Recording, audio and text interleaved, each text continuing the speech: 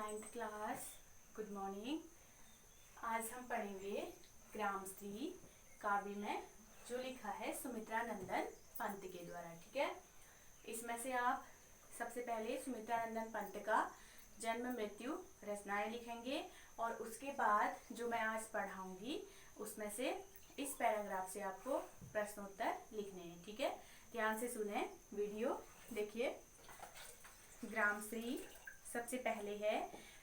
फैली खेतों में दूर तलक मखमल की कोमल हरियाली, लिपटी जिससे रवि की किरणें, चांदी की सी उजली जाली, तिनकों के हरे हरे तन पर हिल हरित रुधिर है रहा झलक, श्यामल भूतल पर झुका हुआ नभ का चिर निर्मल नील फलक। देखिए,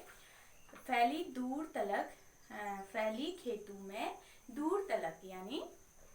कभी गांव के सौंदर्य का वर्णन करते हुए कहते हैं कि गांव के खेतों में दूर दूर तक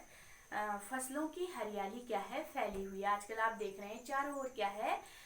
पूरा हरा भरा वातावरण है। खेतों में हरे हरे क्या है, धान के बीज हैं, धान के पेड़ हैं। तो यहाँ पर कवि गांव के सौंदर्य का वर्णन करते हुए कहता है कि गांव के खेतों में दूर दूर तक क्या है, मखमल की कोमल हरियाली, मखमली का अर्थ है मुलायम, कोमल हरियाली क्या है, फैली हुई है, जो मन को क्या कर रही है, आकर्षित कर रही है। लिपटी जिससे रवि की किरणें यानी उस हरियाली पर पड़ने वाली सूर्य की किरणें इस प्रकार लिपटी हुई हैं जैसे उस पर चांदी की सी उजली जाली, जैसे उस पर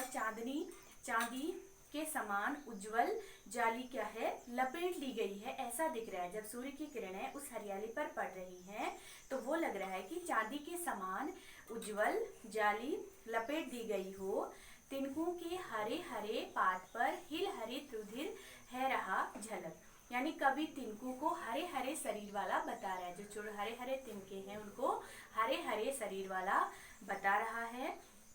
और बताते हुए कहता है कि धूप में हरे हरे तन वाले इन तिनकों में हरियाली कुछ इस तरह समा गई है जैसे हिल हरित रुधिर है रहा झलक, जैसे नसों में हरा हरा खून क्या हो रहा हो, झलक रहा हो, ऐसा लग रहा है। तिनकों को किसकी तरह बताया है, हरे शरीर की तरह, और उनमें जो हरा खून झलक रहा है, नसों में हरा खून झलक रहा है, और फसलों की हरियाली से हरी हुई धरती के ऊपर आकाश का कभी न धूमिल पड़ने वाला नीलवर्णी फलक, यानी श्यामल भूतल पर झुका हुआ नभ का चिर निर्मल नील फलक, यानी फसलों की हरियाली से हरी हुई धरती के ऊपर जो क्या है, आकाश है,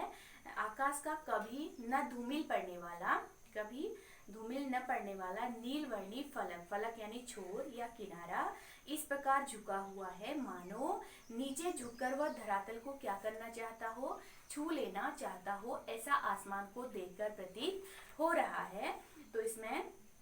सूर्य की किरणों को चांदी की जाली क्यों कहा गया है, क्यों कहा गया है, सूर्य की किरणों को चांदी की जाली इसलिए कहा गया है क्योंकि जब सूर्य की धूप में खड़े पौधों या घास पर पड़ती है, सूर्य की किरणें